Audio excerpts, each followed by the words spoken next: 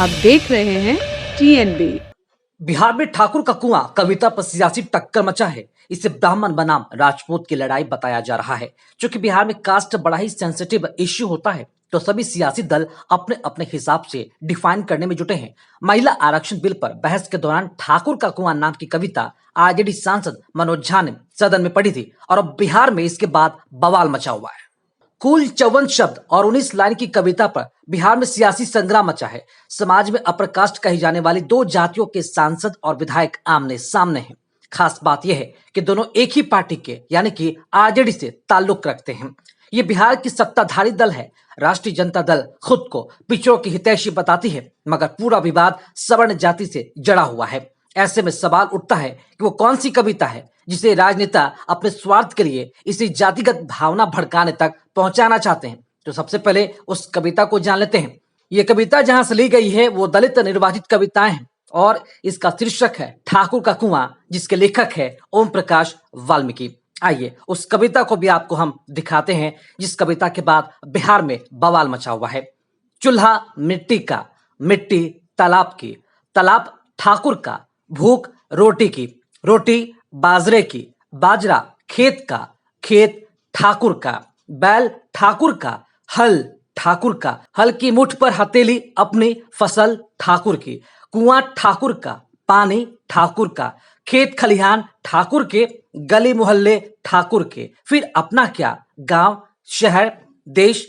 और उसके बाद राज्यसभा सांसद प्रोफेसर डॉक्टर मनोज झा जी के विशेष सत्र के दौरान दिया गया दमदार, शानदार और जानदार भाषण राष्ट्रीय जनता दल की तरफ से कहा गया। इसके बाद मनोज झा ने यह भी कहा कि ये ठाकुर मैं भी हूं और हमें अपने अंदर के ठाकुर को मारना चाहिए।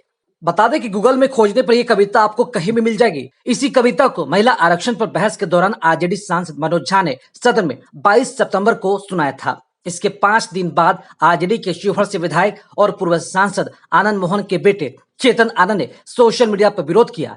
उन्होंने लिखा कि हम ठाकुर हैं, सबको साथ लेकर चलते हैं। समाजवाद में किसी एक जाति को टारगेट करना समाजवाद के नाम पर दोगलापन के अलावा कुछ नहीं।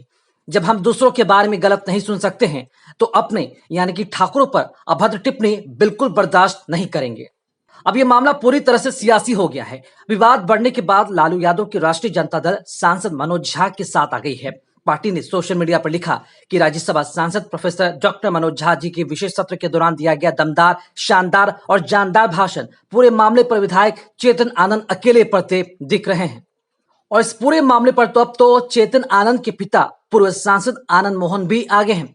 उन्होंने राज्यसभा सांसद मनोज झा का विरोध करते हुए कहा कि अगर वो राज्यसभा में होते और लोकतंत्र का हिस्सा होते तो उनकी जुबान को खींचकर आसन पर फेंक देते।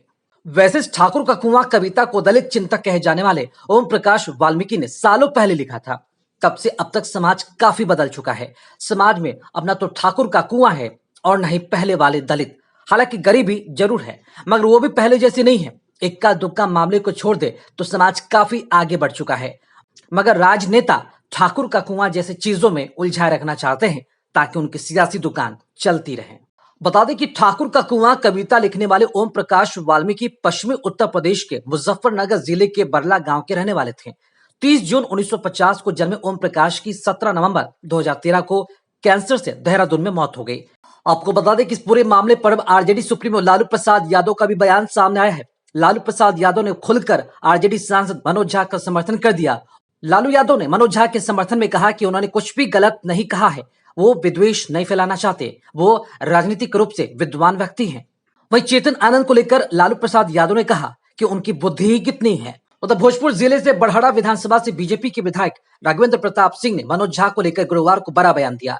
उन्होंने कहा कि झा से हम एक बात कहना चाहते हैं, वो ये कि आपने जो टिप्पणी की है, आप पंडित जी हैं और आज ये युग में पंडित जी प्रणाम करने वाले केवल राजपूत ही हैं। इसको आप भूल गए हैं। एक बात आप और भूल गए, राजपूत वो भी है, आपका सेकंड नहीं लगेगा, आपका गर्दन उतार कर आपके हाथ पर रख देंगे। पुरानी कहानी याद मत दिलवाइए। इसलिए आपने जो कहा है उसको वापस लीजिए, क्षत्रियों से माफी मांगिए। अगर नहीं तो भविष्य में क्षत्रियों के आक्रोश को सामना करने के लिए आप तैयार रहिए। अब देखना होगा कि इस पूरे प्रकरण पर बिहार में जो सियासी बवाल मचा हुआ है कब तक शांत हो पाता है। बाकी ऐसे खबरों में अपडेट बने रहने के लिए देखते रहिए TNB। साथ ही हमारे वीडियोस को लाइक करें, शेयर करें और हमारे YouTube चैनल TNB को सब्सक्राइब करना ना भूलें।